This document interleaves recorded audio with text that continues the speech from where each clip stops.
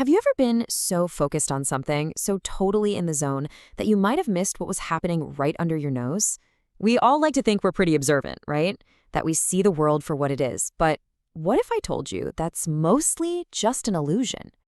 No, really, think about it. If something big and obvious showed up right in your line of sight, you'd spot it. Of course you would. I mean, most of us would say yes to that without even hesitating. But our confidence might be a little misplaced.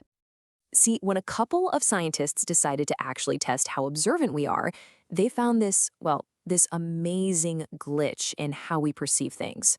A blind spot so huge, it makes you question everything you think you see.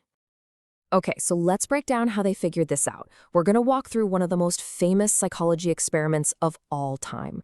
It starts out super simple, but where it ends up is, well, it's pretty mind-blowing.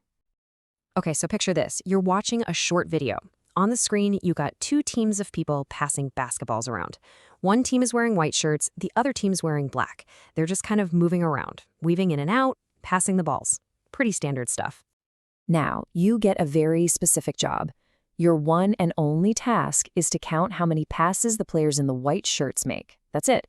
You have to totally ignore the players in black and just keep a running tally in your head. Sounds easy enough, right? So you're focusing, you're counting away, 1 pass, 2, 3, you're really trying to keep track. But while you're laser focused on that task, something else happens right there in the middle of everything. So you get to the end of the video, you think you've nailed it, you've got your number. But then the researchers ask you a question that has absolutely nothing to do with counting or basketballs.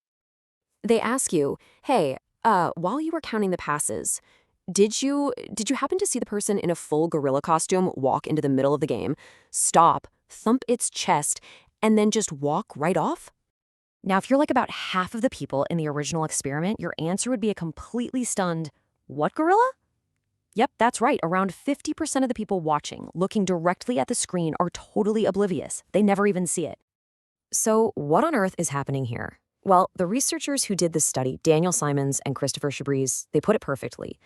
Our perception, it isn't like a video camera that's just recording everything. It's way more like a spotlight, and it only lights up what we're pointing it at. This whole phenomenon actually has a name. It's called inattentional blindness, and it's exactly what it sounds like. It's this bizarre failure to see something that's totally visible but unexpected just because our attention is tied up somewhere else. It's not a problem with your eyes, it's a problem with your attention. And here's the crazy part. This isn't some flaw in our brains. It's actually a critical feature. I mean, think about it. To stop us from being totally overwhelmed by all the information coming at us every second, our brain has to filter out what it thinks is irrelevant. It's a superpower, really. But in this experiment, the gorilla was deemed irrelevant to counting passes. So for half the people, poof, it was just filtered right out of their reality. Now, this might sound like a fun little party trick, a weird experiment, but this exact same cognitive blind spot has some really profound and sometimes, honestly, tragic consequences out in the real world. Because the same mental shortcut that makes us miss a gorilla on a basketball court can make us miss absolutely critical information when the stakes are so much higher. So, for example, think about a driver at an intersection. They're looking for cars, so their brain is filtering for car-shaped things. They might look directly at a motorcycle or a pedestrian and just not see them. Or in medicine, a radiologist could be so focused on finding one type of tumor that they completely miss another dangerous problem on the exact same scan. And in a really tragic case from 1995, police officers in a chaotic chase were so focused on the suspect that they failed to recognize one of their own plainclothes colleagues, Officer Michael Cox, and it led to a terrible mistaken assault. And this is the phrase you hear again and again from people in these situations. They came out of nowhere, and they're not lying. They genuinely were looking in the right direction, but their brain's spotlight was pointed somewhere else, making that unexpected thing effectively invisible. You know, the invisible gorilla, it's really just the tip of the iceberg. It's kind of like the gateway to understanding a much bigger idea, that our minds are constantly creating these illusions that we just accept as reality. In their book on this, Chabris and Simons talk about a whole bunch of these mental traps.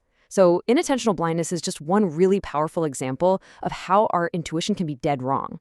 For instance, there's the illusion of memory. You know, where we think our memories are like perfect video recordings, but they're really not.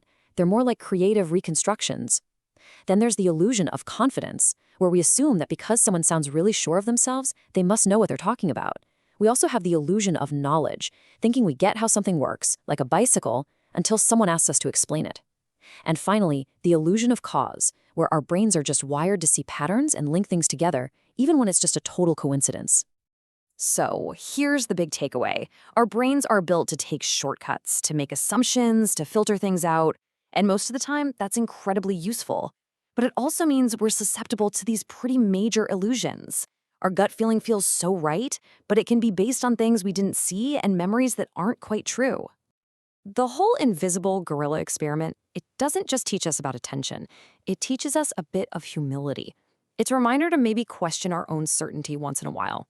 So the next time you're absolutely 100% positive about what you saw or what you remember, just take a second and think about the gorilla you might have missed. What else is right there in front of you that your brain has decided you just don't need to see?